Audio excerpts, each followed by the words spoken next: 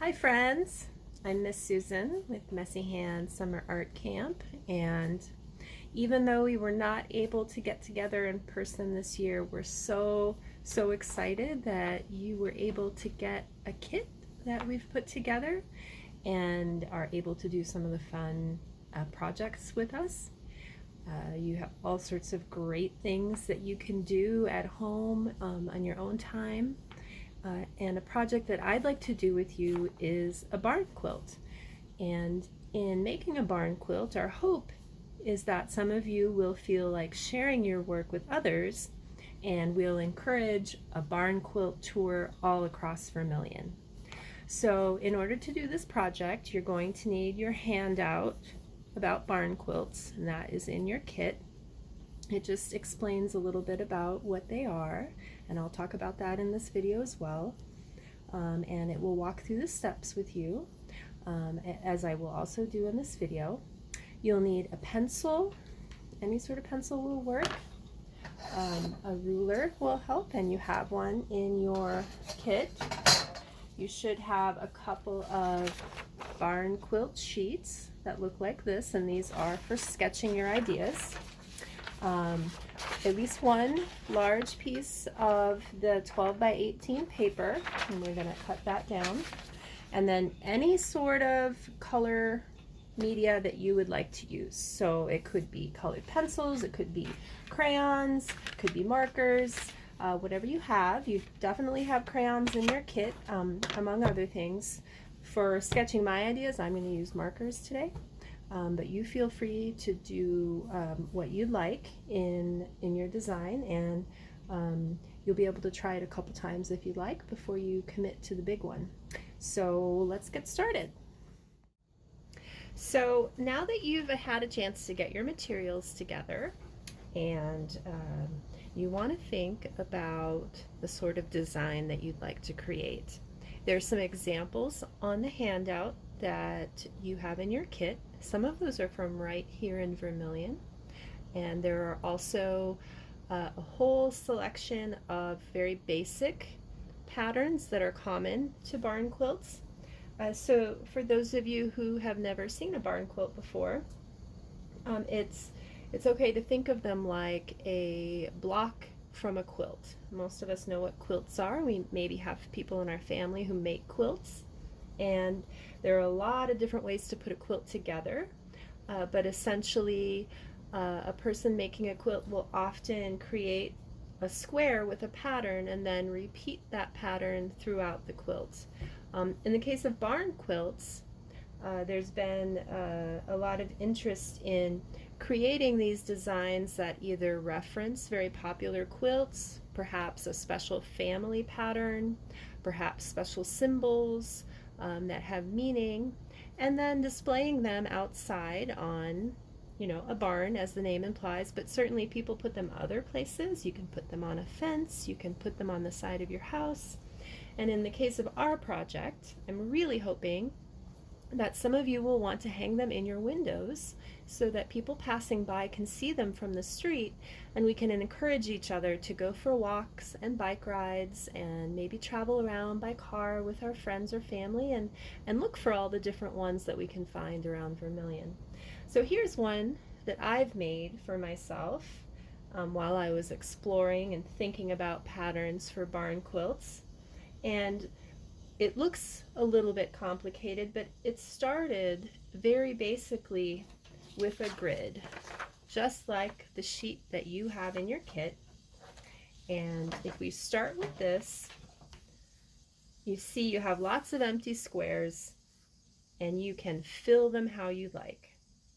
Before you start to fill them, I want you to think about a couple of things that might help you develop your design. One is that barn quilts very commonly have what we call radial symmetry. So radiating from the center, moving around, just like you would in a circle. Think of flowers, the sun, other symbols and shapes.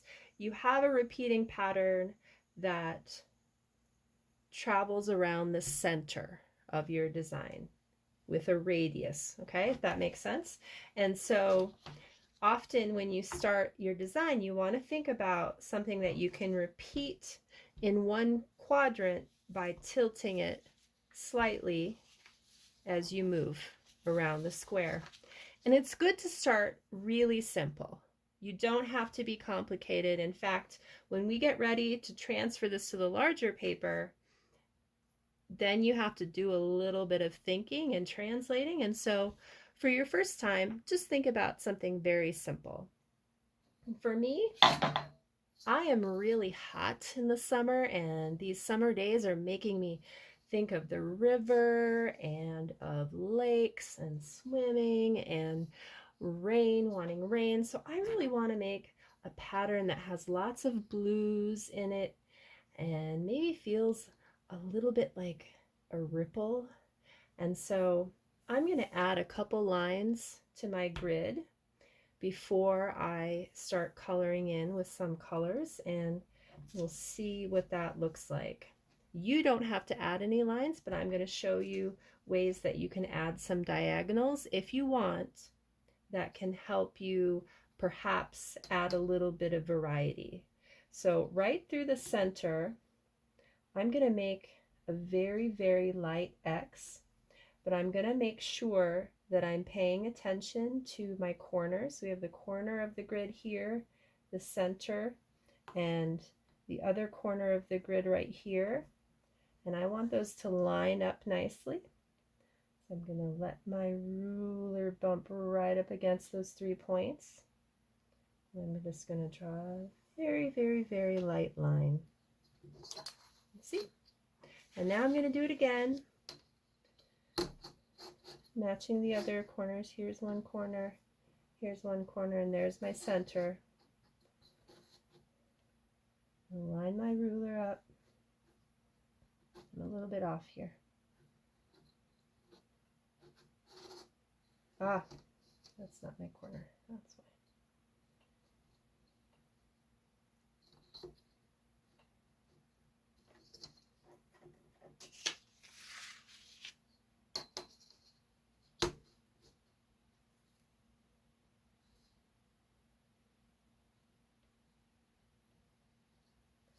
This is my corner. Right here. Okay.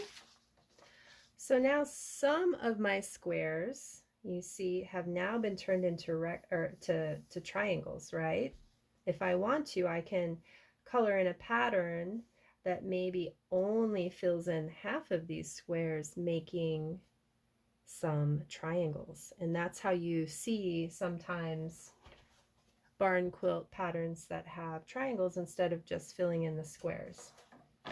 Again, you don't have to do that if you don't want to, but you might find that to be a satisfying way to make a pattern, is to have a mix of both squares and triangles. I'm also going to draw just a few more diagonal lines at the outside edge of each of these sections. So that's one section, and here's the next section. I'm being very careful to match up the corners of boxes so that my diagonal lines meet up and are the same in each quadrant. You can see how they're the same, how they're repeating here. Again, that's what radial symmetry is that you're repeating that pattern around the radius of a circle, or in this case around the center of our square. And right away, when you see these diagonals added, you suddenly think, oh, there's some different ways now that I could color in this grid, make it a little bit different than just a checkerboard pattern.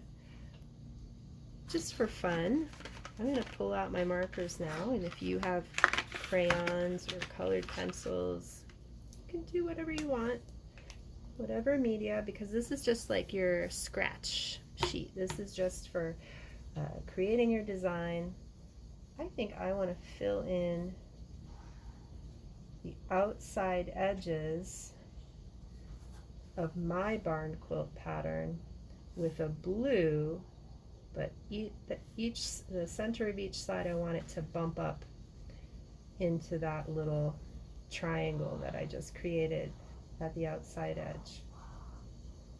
And I hope that makes sense what I'm doing here. Yours can look different. It should look different. Everybody's should look a little bit different. Okay?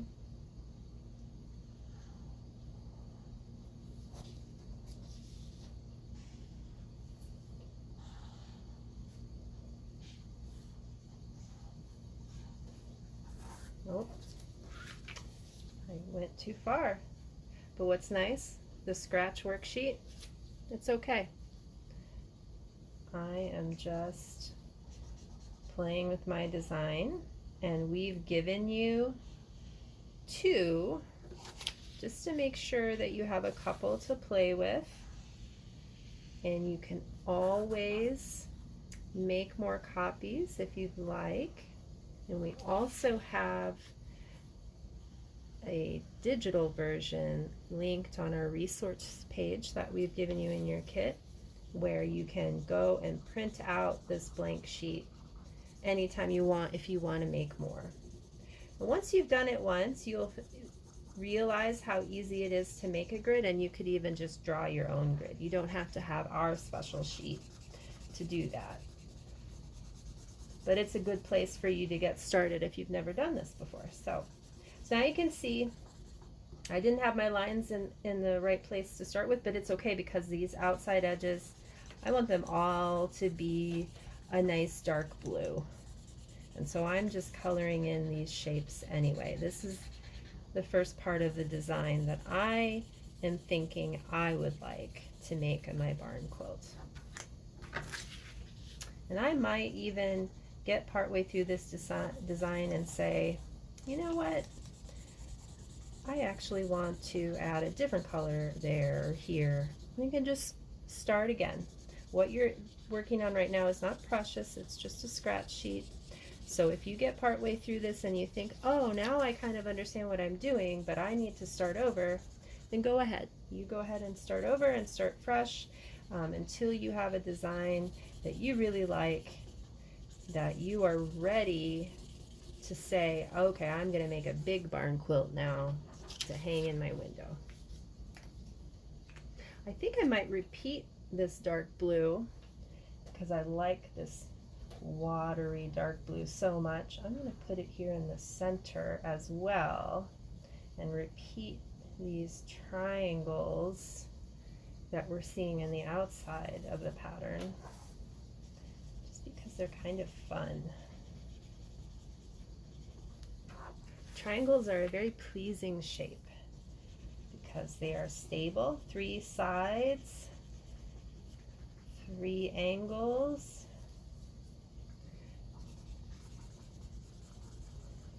The mind sees them as a very stable shape, but they're also dynamic. All those points move our eyes in different directions, and that makes them really interesting to look at. Now with markers, I don't have too many subtle shades of blue. I really just have the one blue. So I'm going to switch to green now, even though I think maybe in my final barn quilt, when I translate it, I might wind up using paint or watercolor and mixing myself a blue-green rather than just a straight blue. And I'm looking at this design and I feel like, you know what? I think I just want the green kind of around these edges like this. And once I get that line drawn, I see that, oh, well, I guess I'm really just sort of completing the square. I'm completing one of those center squares. I'm going to fill this in with the green. And again, when I'm ready to translate this to the bigger paper, I actually might mix up something that looks a little bit more like a blue-green, but that's okay. I'll remember that when it comes time to do that step. But for now, I just kind of want to see how I feel about this pattern. see how these colors come together and the shapes, and see if I like this. So far, I like it. It makes me feel nice and cool, kind of like I do when I'm hanging out at the river, going out on a kayak. I want to see these nice nature colors. Let's see, what else would I put in there? Maybe I'll use a little purple. Another diagonal here. I could fill in this triangle with purple. I'm just being careful to remember to repeat that pattern around the center in order to keep the radial balance. And hopefully that part makes sense. Can you see how I did that? So you keep working on your design until you feel like you have something you really like. And when you have finished the design, then we're ready for the next step, which is to translate to a bigger piece of paper. Okay, so we're back. We've settled on a design. Here's a design that I've settled on after playing around with some different shapes and different colors and media. And I finished one in colored pencil, and I think this is what I want to make into my bigger barn quilt that I'm going to hang in my window. So what you need to do next is get one of the larger pieces of drawing paper that are in your kit. These are about 12 by 18 inches, and right away you can see that it's not square. Since it's not square, we have to do a couple of things first in order to get ready to translate our grid. It's very simple to turn a rectangular piece of paper into a square. All you have to do is take one of the corners and fold that longer side down until your short side meets the bottom, and then you need to make sure you make a nice straight edge here. So my side edge has come down and met the long edge, and it's nice and neat and tight here, and I'm getting a tight corner there. I'm going to fold across, and now turn it around, and if I cut along this short side, I'll have a square. And some of you have probably done this before. It's a pretty common trick. Maybe you've done it in school, or maybe you do it at home a lot when you want to turn a piece of paper into a more perfect square. You get rid of that extra sheet, and see, now you have a square. And that will make it much, much easier to translate the grid that you just drew and make it a little bit bigger. The grid that you drew on your practice sheet has 1-inch squares. You have a 4x4 grid of 1-inch squares. But now you're working on a bigger sheet of paper, and we're going to blow it up till they're about 1.5 inches. Okay?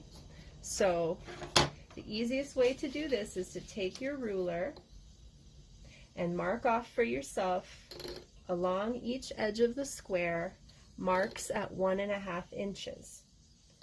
So I start by putting a little dash at the 1.5, and then at the 3, because 1.5 and 1.5 is 3, and then I add another 1.5, and that's going to be 4.5. If you need to, you can also move your ruler down to make those marks, but if you're able to do the math in your head, which I encourage you to do, you should be able to lay your ruler down lining up at each edge and make all your marks without moving the ruler. 1.5, 3, 4.5, 6, 7.5, 9, and 10.5. And then I'm going to do that all the way around my sheet until I get each side done.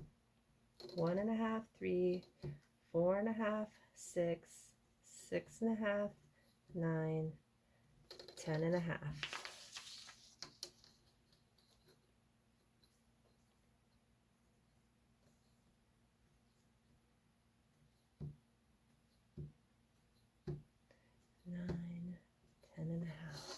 And once you have all of your marks down, then you're going to use your ruler and line up the marks that are opposite each other, and drawing very, very lightly,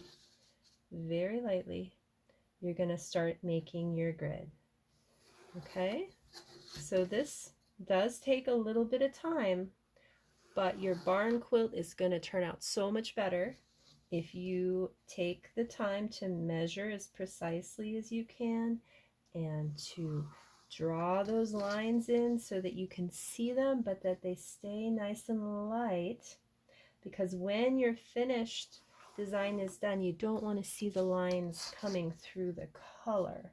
So that's why we keep them nice and light, just enough to see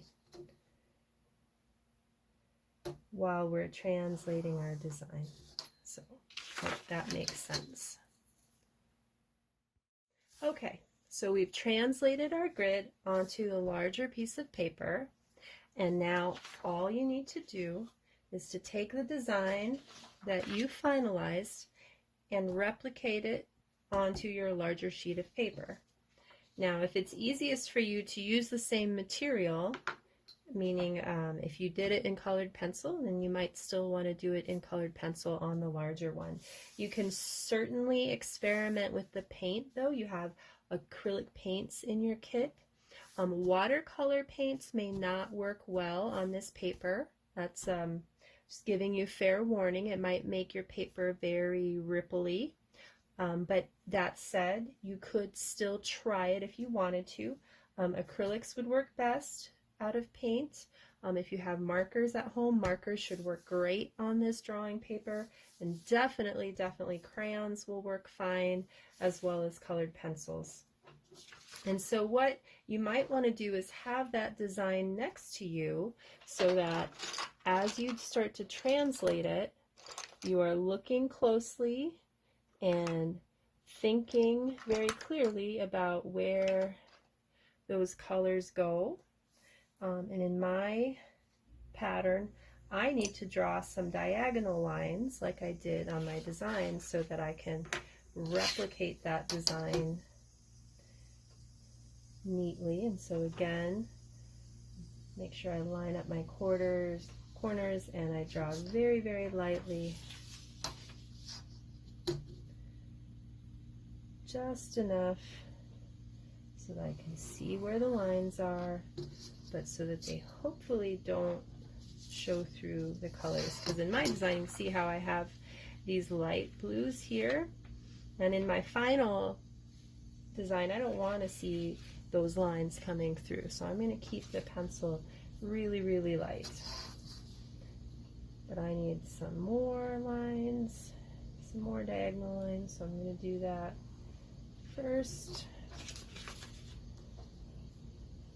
until I have the whole pattern drawn out on my paper. So I have translated my design onto the larger paper. I've made some adjustments with color, as you can see, and that is totally fine to do. This is your piece, and if you want to change your colors a little bit as you work, that's totally fine. Still just trying to keep a similar arrangement to what I created before, and working with the colors that I had. I'm actually using a set of watercolor crayons that I had, and I know that these are not in your kit necessarily, so you might not be working this way with a brush, but you can use just about any media you want to create your design. And as you finish it, obviously if it's wet like mine is, you're going to want to give it time to dry, And the last step is to find a place in your house, a window that faces the street or the sidewalk, where people might be able to see it as they pass by, and hang it up. And you can just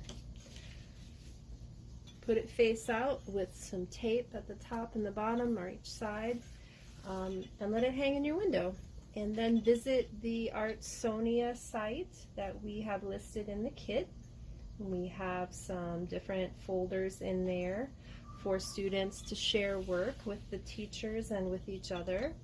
And what you could do is either post a picture of your finished design so we see what it looks like, and then you could put the address where folks can walk by and see it. And of course, that's completely up to you. No one has to do that. No one's required or expected. It would just be a fun thing that we can do with one another. You can certainly upload it without your name. If your parents don't want your name associated, that is totally fine as well. These would be all just kept within the participants of camp. It would not be public, but it would just be something fun that we could share with each other, a little collaborative barn quilt tour. And so I hope to be able to have a chance to see your quilts, and I hope you have fun designing yours. And I look forward to seeing pictures if you want to share them with us. Happy summer!